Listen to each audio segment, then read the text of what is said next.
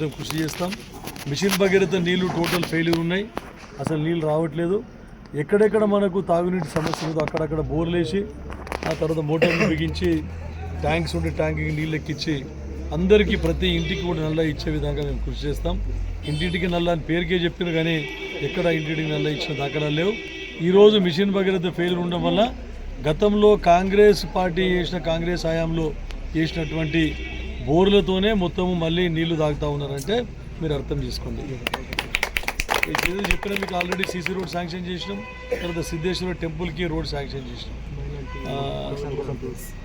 తర్వాత మైనార్టీ వాళ్ళకి కూడా మనం వక్బోర్డు తర్వాత వాళ్ళకి 10 గుంటల జాగా ఉన్నది, దానికి కూడా మేము ఫండ్స్ కేటాయించడం జరిగిందని చెప్పేసి మీకు అందరికీ చెప్తా ఉన్నాం. అది ఒకటే కాకుండా మళ్ళీ ఇప్పుడు మనకు అన్ని విధాల 6 గ్యారంటీలు ఏవైతే ప్రభుత్వం ప్రవేశపెట్టిందో 6 గ్యారంటీలలో ఇంచుమించు 75% మేము అన్నీ కూడా కంప్లీట్ చేసినాం.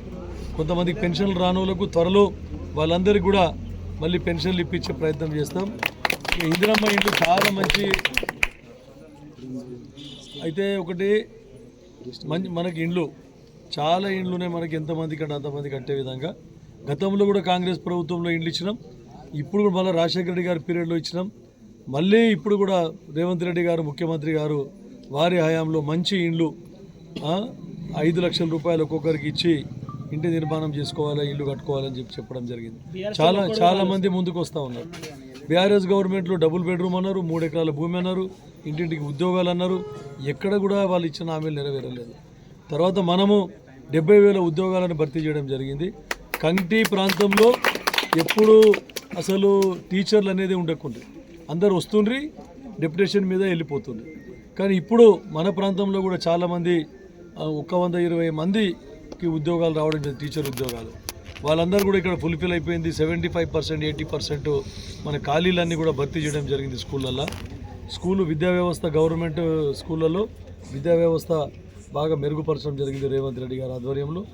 ఫస్ట్ స్కూల్ రీఓపెనింగ్ నాడే డ్రెస్సులు కానీ, పాఠ్య పుస్తకాలు కానీ, తర్వాత కాపీలు కానీ అన్నీ కూడా ఇవ్వడం జరిగింది. తర్వాత మెస్ ఛార్జెస్, కాస్మెటిక్ ఛార్జెస్ కూడా ప్రతి హాస్టల్కి పెంచడం జరిగింది. మీరే చూస్తూ ఉన్నారు, ఎన్నో సీసీ రోడ్లు మోరీలు మేము చేయడం జరిగింది.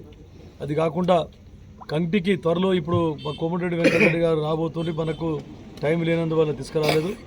ఎందుకంటే అన్ని హ్యామ్ రోడ్లు అన్నీ చేసుకున్నాం. మనం హ్యామ్లో అన్ని పెద్ద రోడ్లు శాంక్షన్ చేసుకున్నాం. తర్వాత పంచాయతీరాజ్ రోడ్లు కూడా తాండాలకు ఎస్డిఎఫ్లో కానీ హ్యామ్లో కానీ అన్ని రోడ్లు కూడా రెన్యువల్ పెట్టుకోవడం జరిగింది. లేని బీటీ రోడ్ లేకపోతే కొత్తగా బీటీ రోడ్డు కూడా ఏర్పాటు చేసుకోవడం జరిగింది. ముఖ్యంగా ఇక్కడ ఒక R&B గెస్ట్ హౌస్, ఎందుకంటే ఎవరు వచ్చినా అధికారులు వచ్చినా కూడా ఇక్కడ ఉండడానికి వసతి లేదు కాబట్టి R&B గెస్ట్ హౌస్ కూడా ఇక్కడ 2 కోట్ల రూపాయలతోనే R&B గెస్ట్ హౌస్. అలాగే లైబ్రరీ గురించి కూడా స్థలం కేటాయించారు. లైబ్రరీ కూడా మనకి ఇక్కడ 50 లక్షల రూపాయలు కూడా ఇక్కడ శాంక్షన్ చేసినాం. త్వరలో ఎలక్షన్ అయిపోగానే కోడ్ అయిపోగానే దానికి కూడా మనం ఫౌండేషన్ పెట్టుకొని దాన్ని కూడా మనం స్టార్ట్ చేద్దాము. అందరి యువకులకు అందరికీ నారాయణఖేడ్లో ఉన్న లైబ్రరీ చాలా మంచిగా తీర్చిదిద్దినాం. చాలామంది కాంపిటేటివ్ ఎగ్జామ్ చదువుకొని చాలామంది ఉద్యోగాలు పొందారు. ఈ మారుమూల ప్రాంతంలో కూడా లైబ్రరీని మంచిగా చేసి మంచి ఒక ఆరోగ్యకరమైన వాతావరణం, చదవడానికి అన్ని విధాల సౌకర్యవంతంగా ఉండే లైబ్రరీ ఏర్పాటు చేస్తే తర్వాత దానికి సంబంధించిన మెటీరియల్, పుస్తకాలు, కాంపిటేటివ్ ఎగ్జామ్స్కి అవసరమైన పుస్తకాలు ఇస్తే ఎంతోమంది యువకులు ఇక్కడ కూర్చొని లైబ్రరీని ఉపయోగించుకొని చదివి గ్రూప్ 1, గ్రూప్ 2, గ్రూప్ 3, గ్రూప్ 4 కానీ ఇతరత్ర కాంపిటేటివ్ ఎగ్జామ్స్లో ఖచ్చితంగా మన ప్రాంతంలో ఉద్యోగాలు సంపాదించుకునే అవకాశం ఉంటుంది. కాబట్టి ఇవన్నీ కూడా శాంక్షన్ చేయడం జరిగిందని చెప్పేసి కాబట్టి నరసింహులు గారికి మనకు ఉంగరం గుర్తు అయినది. నరసింహులు గారికి ఉంగరం గుర్తు మీద మీ అమూల్యమైన ఓటేసి తర్వాత అందరు వార్డు మెంబర్లకు కూడా వారి గుర్తుల మీద ఓటేసి అందరూ కాంగ్రెస్ అభ్యర్థులను గెలిపించాలని చెప్పేసి మీ అందరికీ సవినయంగా మనవి చేసుకుంటాం. ఉంగరం గుర్తుకే